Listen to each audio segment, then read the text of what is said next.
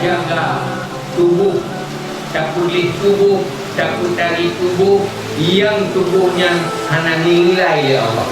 Nah, berasa yang paling tadinya yang paling berat, kemungkinan kamu juga. Paling kamu yang paling tadi hati, yang paling sehat jiwa, yang paling berakhlak, itu menjadi ukuran penghuni syurga.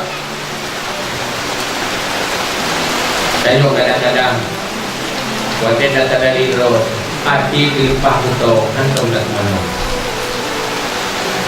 Tengok pendengki, kita kalau lo susah lepas tenang, kita lenggak tenang lepas tu lah.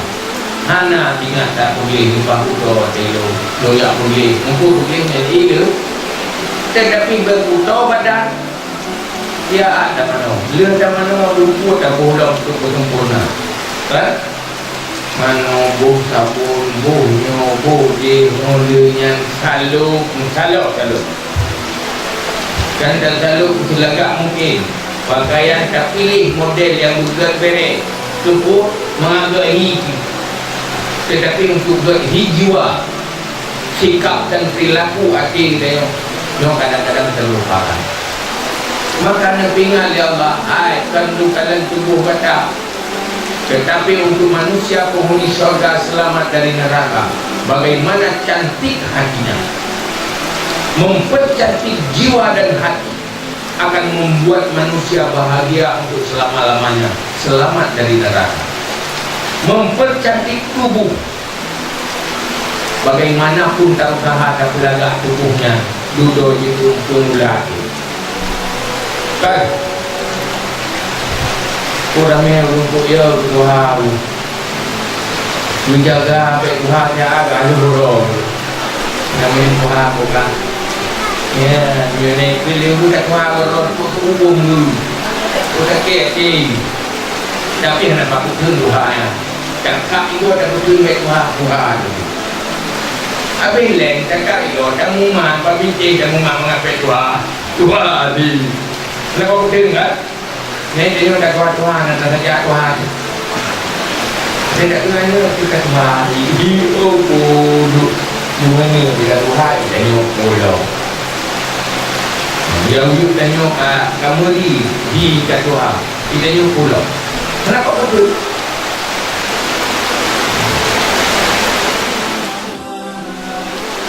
Tapi jiwa manusia munyo yang tadi ini tadi segala dulu yang berakhlak na ilmu ada Tuhan kami juga ya, tapi munyo hanya berakhlak maka Tuhan itu na ilmu. Maka ji antuka maka kita urung iman.